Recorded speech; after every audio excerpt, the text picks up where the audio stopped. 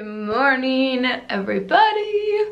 Welcome to another day. I am fresh out of bed and I wanted to get something on camera before I get ready and start eating and whatnot. So basically today I am finally cracking down on myself, setting up my macros again, taking measurements, and getting back on that fitness grind. So if anybody else has been trying to get started or trying to get back on the grind or just needs some renewed motivation or discipline or anything like that, then you are in the right place. I couldn't tell you the last time that I stepped on our scale. Also, I think the last time I actually worked out was September. So my body hasn't fallen apart that much, but enough that I'm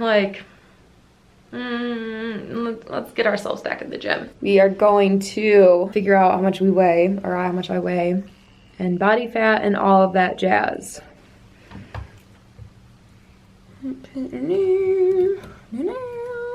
So I am at 58.6% water, 37.6% muscle mass, 6.6, that's not gonna change with my bone mass, and 17.2% body fat. That is not nearly as bad as what I thought it was going to be.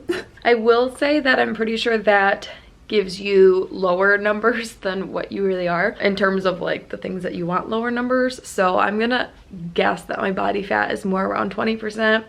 My muscle mass is probably a little bit lower, and how much I weigh is probably a little bit higher, probably more around 125. For me, it's not necessarily the number specifically. I'm not gonna walk around and be like, oh, I'm only 17% body fat.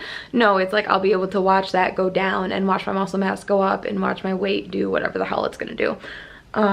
But that's what, it's not 100% accurate. It's mostly just to be able to judge your progress, to see whether you're going up or down and just basically what's happening. So now that that is out of the way, I'm gonna get some breakfast, chug some water, because I'm so thirsty, do some work on the computer, upload a video, and I'll see y'all in a bit. All right guys, before I get started on my macros and workout split and all that, I just wanted to point out that I do have a bunch of helpful links down below, a nice little beginner workout thing, how I first got into weightlifting. That's the program that I started with. Make sure that you are following me on Instagram, because I will be posting my workouts and stuff like that on Instagram on an almost daily basis.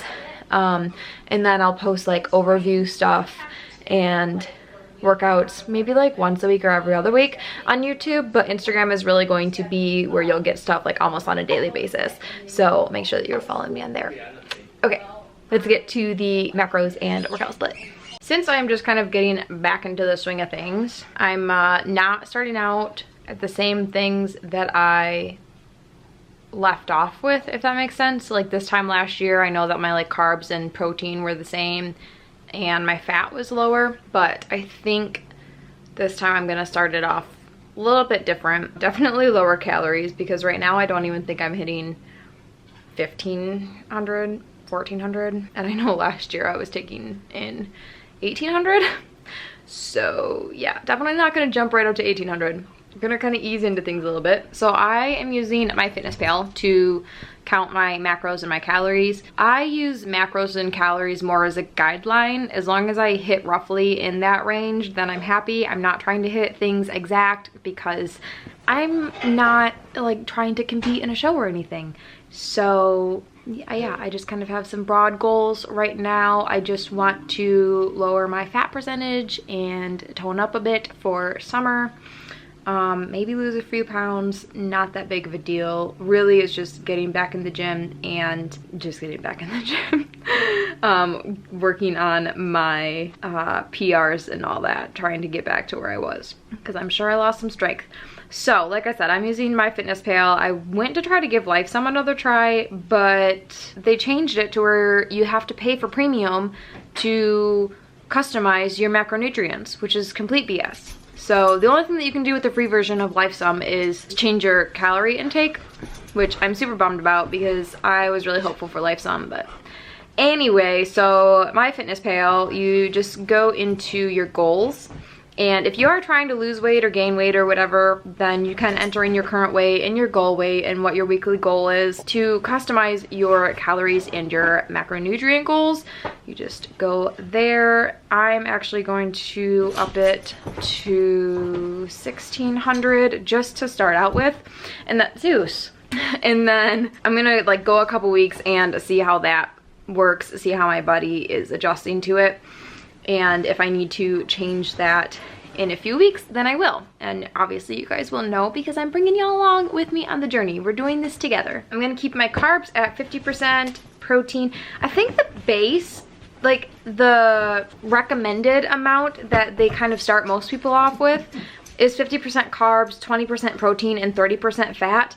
But I know that my body works better off of higher protein than fat. That's just how my personal body responds. If I go any higher than like 20 or 30% fat, I feel sluggish, and I can tell that my body it just doesn't process it as well. Some people do really well off of higher fat intakes. That's why the ketogenic diet is the thing. It's higher fat. My body just doesn't. So yeah, like I said, this is just for me personally. I'm gonna keep those there. When I do start lifting heavier, I will end up will probably change my carbs and protein to be 40-40, just because I know that when I'm actually in the gym and lifting really heavy, I know that my body responds well to that. But right now I think this is a good base for me. One of my favorite things about myfitnesspal is when you go to add recipes or anything, you can oh, these are all the old ones that I used to have. You can go ahead and add all of your stuff right in here and then split it up based off of how many servings. And then once you add it into your diary, like your daily food intake, it calculates all of that for you. And you can actually, like let's say you find a recipe by some sort of food blogger that you really enjoy or that you want to give it a try. Sometimes it works that you can just import it from the website. Otherwise you can just add in the amounts that they're asking for and, you know, scan the barcode of the food that you're using or the ingredient that you're using. You can do that, add it, split it up, and it does all of that for you. So you don't even necessarily need to get a food scale. You don't have to measure everything out if you don't want to. If you're going off of other people's recipes. But if you are just creating your own little stuff, I would definitely recommend getting a food scale so that way you can be pretty precise with your grams. You don't have to always do that. You don't have to always measure out all your food. It's just nice, like if you don't know roughly what portion sizes are what, it helps to go even just like a month of using the scale, measuring out your food. That way you kind of get an idea, and then you can just kind of eyeball and still get success from that. On to my workout split. It's the only type of split really that has me excited to go to the gym every single day type thing. So as you can see, Monday is going to be a leg day. For me, legs is pretty much means glutes and hamstrings. My quads, with compound movements like deadlifts and squats, my quads get enough of a workout with just those. If I focus too much on quads, or like if I do leg extensions, then it gets ridiculous, trust me. But no, Monday will be legs with a focus on strength. So that will be the compound movements, deadlifts, squats, hip thrusts, a few accessory movements, but for the most part, my focus on Monday is going to be all about strength moves and building my strength back up. Tuesday is going to be main focus is going to be shoulders with some chest and tri work in there. Wednesday is going to be abs, cardio, and depending on how sore I am, I might work in some legs there, or my cardio could be just like the stair stepper or some plyo cardio workouts with a focus on legs. It just is going to depend, like I said, on how sore I am from Monday. Thursday, then I've got some back and buys. And then Friday is going to be legs again, but this is going to be mostly accessory work. So it might be like squats or deadlifts, but not focusing on strength. So I'm not going to be like pulling as hard as I can, or it's going to be more higher reps type thing. And then also like leg extensions, hamstring curls, just donkey back kicks, whatever, basic little stuff like that. That's going to be accessory work. And then Saturday is going to be shoulders, overall arms and abs. Arms, it's going to be depending on how sore I am, but definitely shoulders and abs at the very least, probably some cardio too. I do want to get in more cardio than just what I have listed here, but Wednesday is just like, Wednesday and Sunday is for sure going to be cardio days, and then just depending on how I feel on the other days, I'm hoping to get at least 2 more cardio sessions in. And then Sunday is going to be yoga, easy cardio, or just an active rest day. And I did set this up so that way, depending on what my schedule is, depending on what we're doing one weekend, I can easily switch Saturday and Sunday if I have to, and it's not going to mess up the rest of the week basically. So this setup right here is more or less like a push-pull type of split, because I have my biceps with my back, which are a lot of pull movements, tries with chest and shoulders, which are a lot of push movements. You get the idea. So yes, this is what we're working with. This is what we're getting started with. That tends to be my favorite workout split. It's just when I work something out, it gives it enough time to recover. There are a lot of different ways you could do your bis and tris together, have arm days, have back chest days. So it's just kind of all about working around with it a little bit and finding out what works best for you, what makes it so that you're not dreading going to the gym and that you're actually excited to. And then also taking into consideration giving your body enough time to recover from certain workouts. Also, for me, because I work my back really hard and my legs really hard, I used to have like Monday has always just been like a go hard day for me on legs.